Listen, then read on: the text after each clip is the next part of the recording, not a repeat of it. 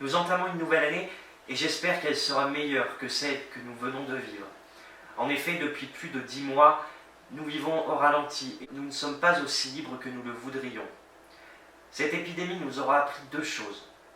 La première, c'est que nous avons devant nous un service public hospitalier défectueux et qui a besoin d'une aide importante de l'État.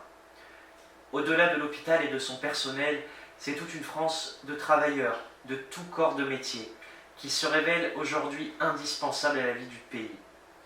La deuxième, c'est que nous avons besoin de nous retrouver et d'avoir une vie sociale, de pouvoir nous rendre chez des amis, juste pour discuter et prendre le temps de s'écouter. Je voudrais ici avoir une pensée toute particulière pour toutes les personnes qui nous ont quittés ou qui souffrent de la situation dans laquelle nous vivons. Dans nos campagnes, il a souvent été difficile de comprendre pourquoi nous ne pouvions pas retrouver notre vie d'avant. Et pendant cette période, c'était à nous, élus, d'être à vos côtés. C'est pourquoi nous avons tout de suite, avec l'ensemble du conseil municipal, proposé aux personnes seules et isolées d'apporter un service de livraison à domicile pour des denrées indispensables. Je tiens d'ailleurs à remercier toute mon équipe qui depuis 8 mois travaille à l'amélioration de notre cadre de vie. Remercier aussi nos agents qui n'ont pas été épargnés par la crise. Ils sont indispensables à la vie de notre village et je voudrais ici leur rendre hommage. Mais plus particulièrement aux agents de notre école. Depuis le début de l'épidémie, elles sont à la tâche et ne comptent pas leurs heures pour permettre à nos enfants de se sentir bien malgré l'atmosphère actuelle. Alors oui, comme vous le savez, c'est pour l'équipe municipale et moi-même une première année qui vient de s'écouler. Et je voudrais encore une fois remercier toutes celles et tous ceux qui nous ont fait confiance et vous dire à toutes et tous que nous sommes à la tâche pour le bien-vivre communal.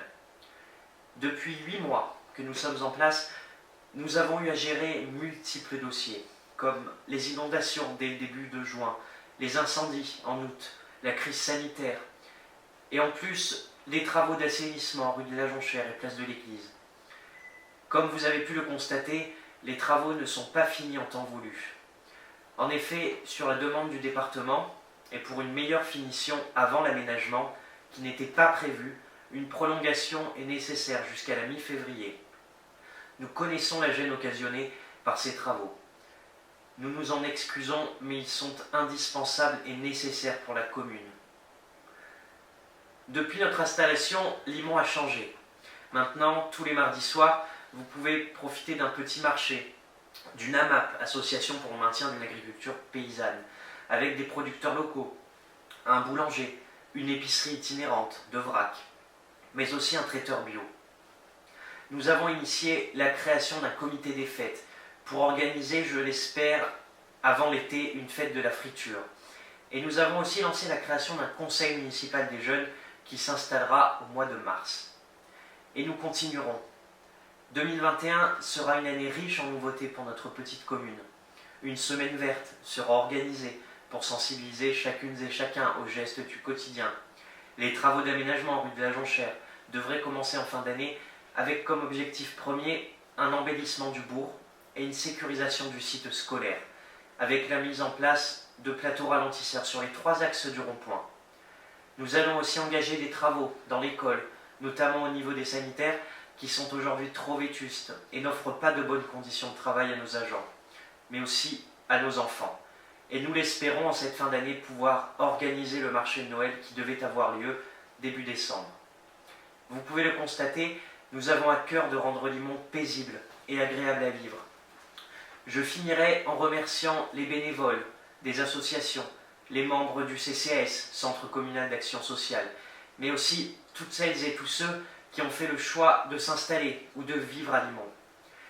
Je vous souhaite en mon nom, mais aussi en celui du conseil municipal, nos meilleurs vœux pour 2021 et que cette année vous apporte bonheur et réussite. Merci.